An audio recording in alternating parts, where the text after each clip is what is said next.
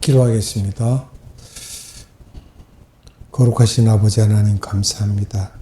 하나님께서만이 거룩하시며 하나님께서만이 선하신 하나님이 되시니이다. 오늘도 우리를 사랑하사 생명의 말씀 앞으로 인도하시고 성령님께서 함께 하심으로 인하여 은혜가 충만케 하심을 감사드립니다. 아버지 하나님, 이 시간에도 우리에게 말씀을 내리사 하나님의 말씀을 우리 영혼에 받게 하시고 오직 하나님께만 감사와 찬양과 영광을 돌리게 하옵소서. 아버지 하나님께 감사드리며 예수님의 이름으로 기도드리옵나이다. 아멘.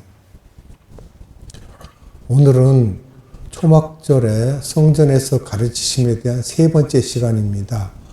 먼저 이전 시간에 요한복음 7장 9절에서 말씀드렸던 이야기를 잠깐 하고 오늘 이제 초점을 맞춰서 말씀을 드리겠습니다.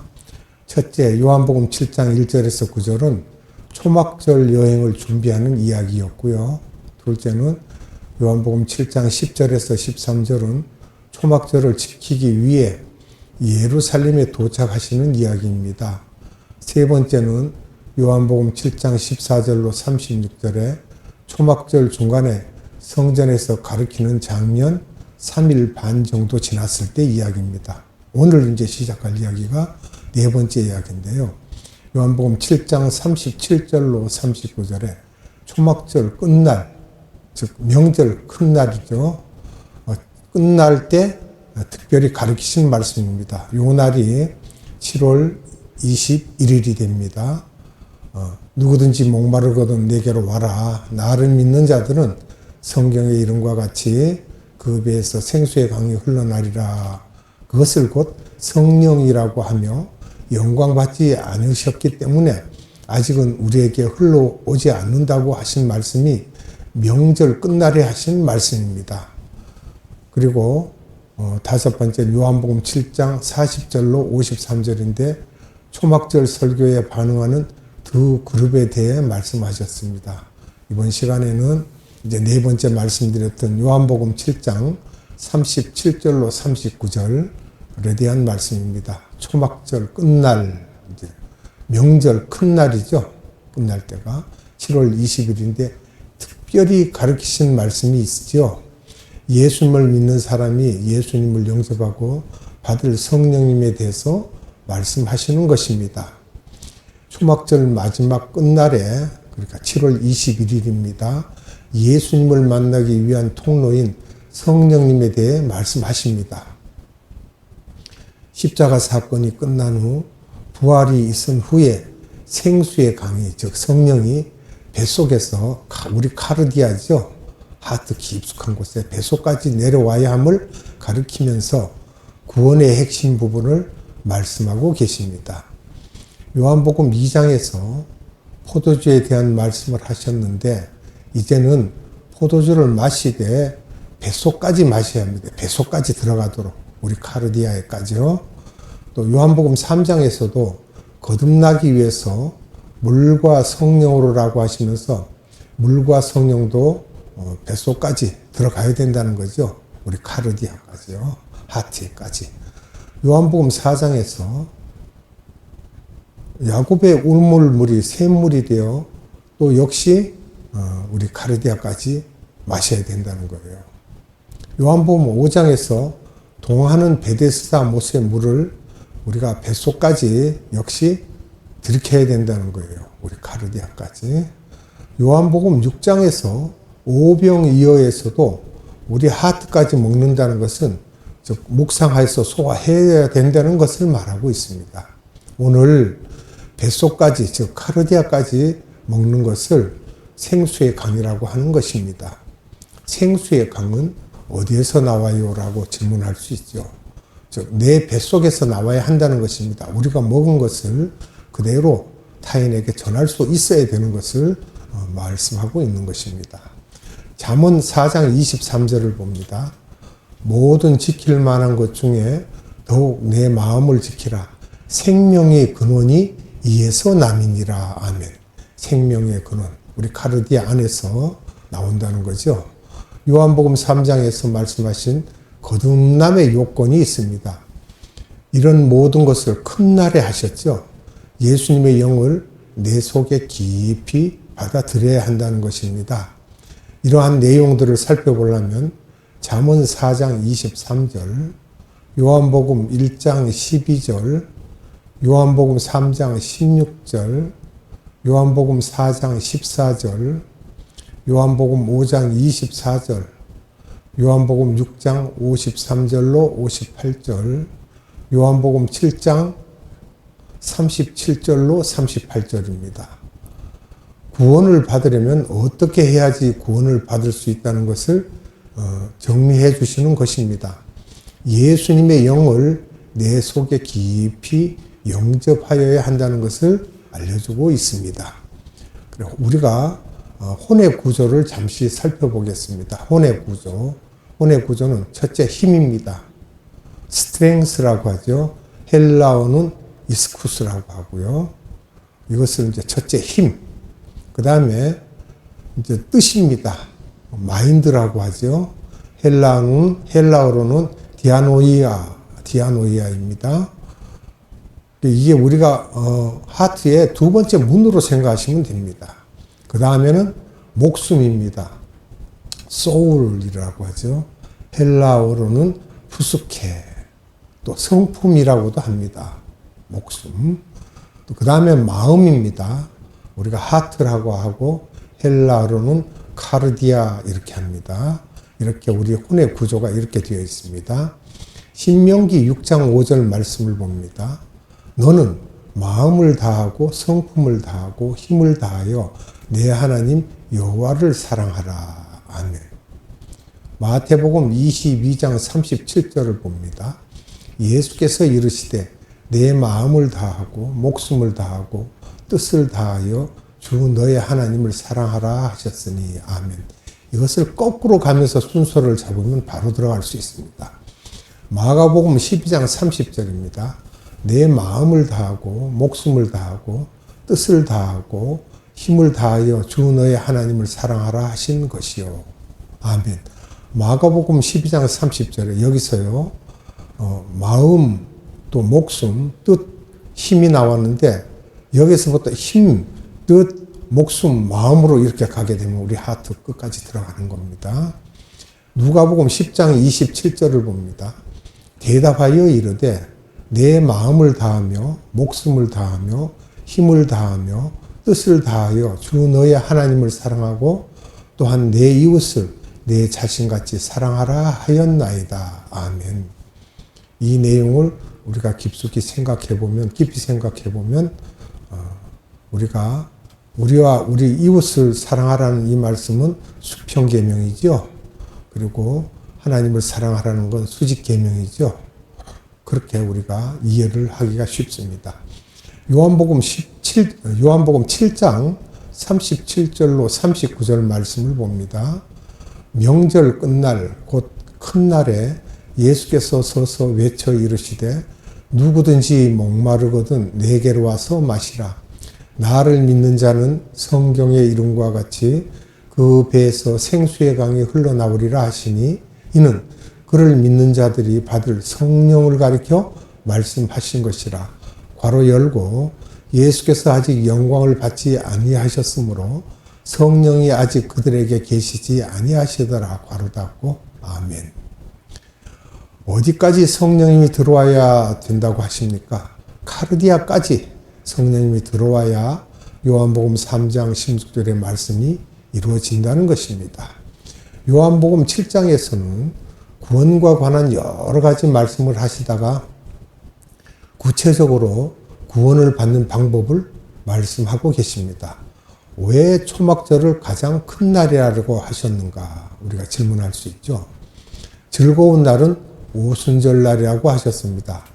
초실절부터 기독교인 하나님의 나라 사람들이 나타나기 시작하는데 이런 분들이 법적으로 천국 백성이 되었던 때가 초실절이며 오순절부터는 많은 백성들이 천국 백성이 되지만 이들은 법적으로만 천국 백성이기 때문에 아직까지는 천국, 즉 새하늘과 새 땅, 신천신지에 들어가지 않는 것이기 때문에 즐거워도 정말 즐거운 것이 아니며 아직도 우리가 이 세상에 살고 있기 때문이라는 것입니다.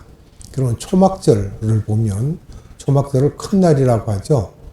이 초막절은 천년왕국이 끝나는 날로 우리가 생각할 수 있습니다.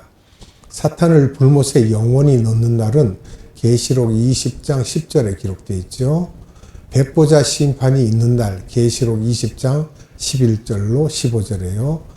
인간 역사의 마지막 날 계시록 21장 1절 이렇게 천국 백성이 현실화되는 순간 잃어버렸던 창조 목적이 회복되는 날입니다. 우리에게는 상당히 의미 있는 큰 절기가 되겠죠. 초막절이. 그 다음에 요한복음 7장 40절로 53절에 대한 내용들을 살펴보면 초막절 설교에 반응하는 두 그룹이 있습니다. 다 똑같지는 않습니다. 요한복음 7장 40절로 44절을 보겠습니다. 이 말씀을 들은 무리 중에서 어떤 사람은 이 사람이 참으로 그 선지자라 하며 어떤 사람은 그리스도라 하며 어떤 이들은 그리스도가 어찌 갈릴리에서 나오겠느냐. 성경에 이르기를 그리스도는 다윗의 씨로 또 다윗이 살던 마을 베들레헴에서 나오리라 하지 아니하였느냐 하며 예수로 말미암아 무리 중에서 쟁론이 되니 그 중에는 그를 잡고자 하는 자들도 있으나 손을 대는 자가 없었더라. 아멘. 자, 대중들 때문에 두려워서 함부로 예수님을 건들지 못하죠. 큰 날에 유대인들의 반응이 두 그룹으로 나뉘었는가 우리가 이렇게 살펴보면요. 첫째, 예수님의 정체성을 믿지 않는 그룹이 있죠. 대제사장, 바리새인, 당국자들, 정부 관료들. 이 사람들은 요한복음 7장 45절로 48절을 보면 알게 됩니다. 두 번째, 예수님의 정체성을 믿는 그룹이 있습니다. 무리 중에 일부, 요한복음 7장 41절에요. 또 하속들이 있습니다. 요한복음 7장 46절에 니고데모도 있었죠. 요한복음 7장 50절. 이렇게 그들이 있었고 니고데모와 요한복음 3장 1절에 나오는 니고데모와 예수님의 부활하신 후에 아리마대 요셉과 예수님의 시체를 묻는 장면이 요한복음 19장 39절에 나옵니다. 왜 이렇게 두 그룹이 나오는가에 대한 것을 질문을 한다면 대부분은 믿지 않고 소수만 믿기 때문에 그렇습니다. 이것이 천국의 신비입니다. 우리는 알 수 없죠. 미스테리. 그래서요. 그럼 여기서 또 우리가 살펴보면 BC 1500년에 모세에게 예언하신 뜻이 있습니다. 신명기 32장 20절인데 말씀을 봅니다.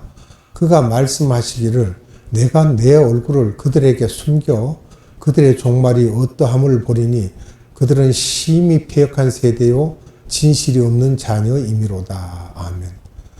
두 번째는 BC 700년인데요. 이사야에게서 예언하십니다. 이사야를 통해서. 이사야서 6장 9절로 10절입니다.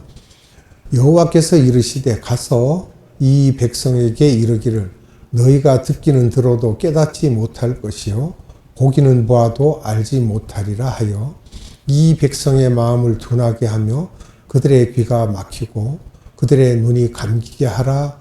염려하건대 그들이 눈으로 보고 귀로 듣고 마음으로 깨닫고 다시 돌아와 고침을 받을까 하노라 하시기로. 아멘. 그리고 세 번째는요. 초림 때 예수님께서 이사야에게 하신 말씀을 그대로 인용하십니다. 예수님께서도요. 마태복음 13장 10절로 17절입니다. 제자들이 예수께 나와 이르되 어찌하여 그들에게 비유로 말씀하시나이까? 대답하여 이르시되 천국의 비밀을 아는 것이 너희에게는 허락되었으나 그들에게는 아니 되었나니 무릇 있는 자는 받아 넉넉하게 되되 없는 자는 그 있는 것도 빼앗기리라. 그러므로 내가 그들에게 비유로 말하는 것은 그들이 보아도 보지 못하며 들어도 듣지 못하며 깨닫지 못함이니라. 이사야의 예언이 그들에게 이루어졌으니 일렀으되 너희가 듣기는 들어도 깨닫지 못할 것이요 보기는 보아도 알지 못하리라.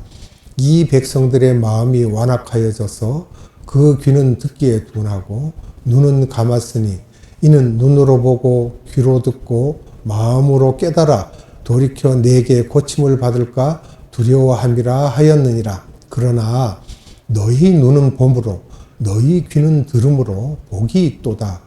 내가 진실로 너희에게 이르노니 많은 선지자와 의인이 너희가 보는 것들을 보고자 하여도 보지 못하였고 너희가 듣는 것들을 듣고자 하여도 듣지 못하였느니라. 아멘. 자, 여기서 너희라고 말하는 부분은 12제자들을 일컫고 있죠. 저희라는 말씀을 하신 것은 남은 유대인들입니다. 그래서 천국의 신비를 깨달은 소수의 유대인들에게는 더 많은 것을 깨닫게 하신다는 것이며, 그러나 나머지 유대인들은 가진 것도 빼앗는다는 것으로 이것은 이방인을 위하여서 그렇게 하신다는 것입니다. 여기서 보고 듣는 것의 대상은 예수님의 정체성에 대한 것입니다. 성서는 다 예수님 이야기입니다. 구약은 오실 예수님이고 신약은 오신 예수님의 이야기입니다. 이 원칙은 기독교 공동체에서도 그대로 적용되어 교회에 나오지만 하나님의 말씀을 깨닫는 자는 소수입니다. 그러면 유대인들은 언제 눈을 뜨는가? 여기서 살펴보면 첫째, 이방인의 숫자가 충만한 수가 차기 시작할 때, 그 소수죠. 계시록 7장 1절에서 8절, 메시아닉 주들인데요. 그 소수가 먼저 눈을 뜨기 시작한다는 것입니다. 그리고 두 번째, 이 소수가 구약의 여호와, 그러니까 더 로드라는 이 여호와를 예수님으로 인정하게 되는 것입니다. 마태복음 23장 39절에요. 내가 너희에게 이르노니 이제부터 너희는 찬송하리로다.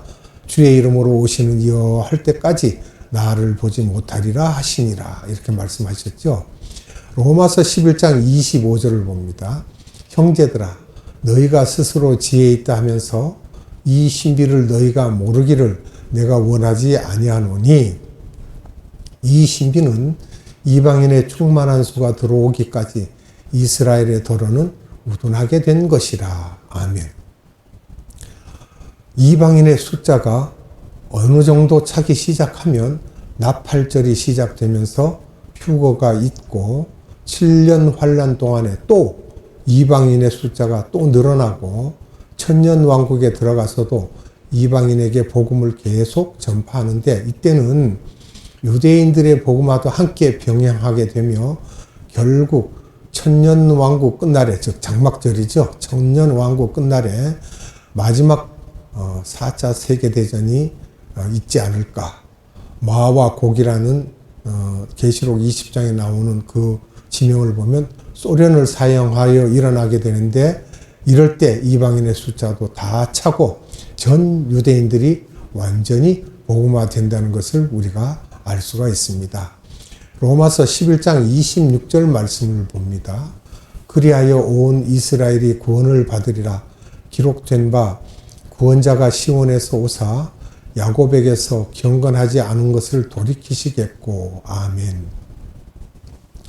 요한복음 7장은 초막절에 대한 것이며 7절기는 세 개의 단원이 있는데 초림절기, 즉 유월절, 무교절, 초실절입니다. 초림절기가 있고 이방인 추수절기가 있습니다. 이것은 오순절이고요. 그 다음에 재림절기가 있습니다.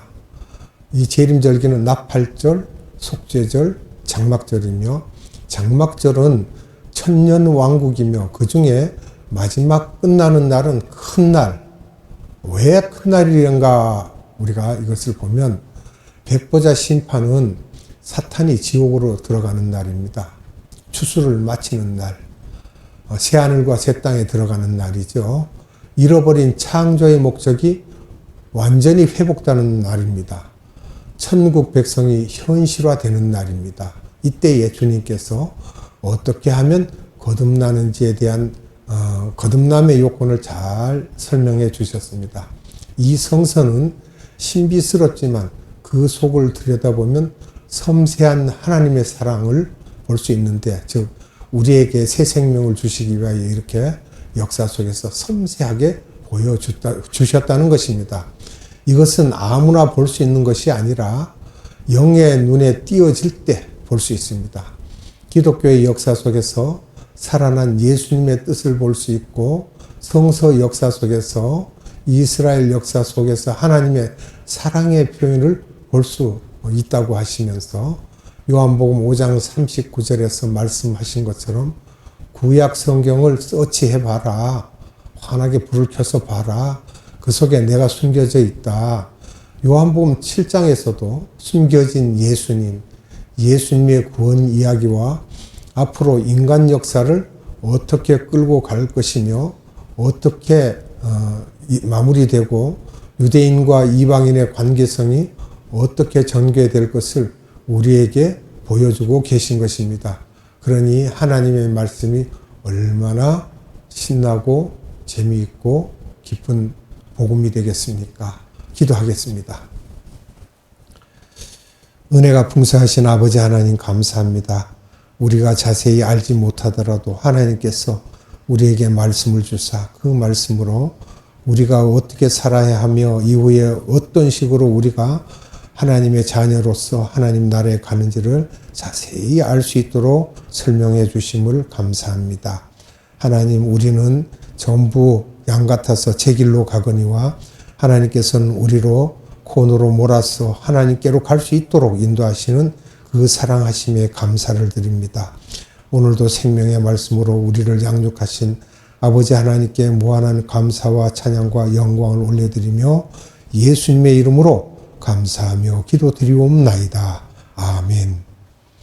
주님 가르쳐준 기도로 예배를 마칩니다. 하늘에 계신 우리 아버지, 아버지의 이름을 거룩하게 하시며 아버지의 나라가 오게 하시며 아버지의 뜻이 하늘에서와 같이 땅에서도 이루어지게 하소서. 오늘 우리에게 일용할 양식을 주시고 우리가 우리에게 잘못한 사람을 용서하여 준 것 같이 우리 죄를 용서하여 주시고 우리를 시험에 빠지지 않게 하시고 악에서 구하소서. 나라와 권능과 영광이 영원히 아버지의 것입니다. 아멘.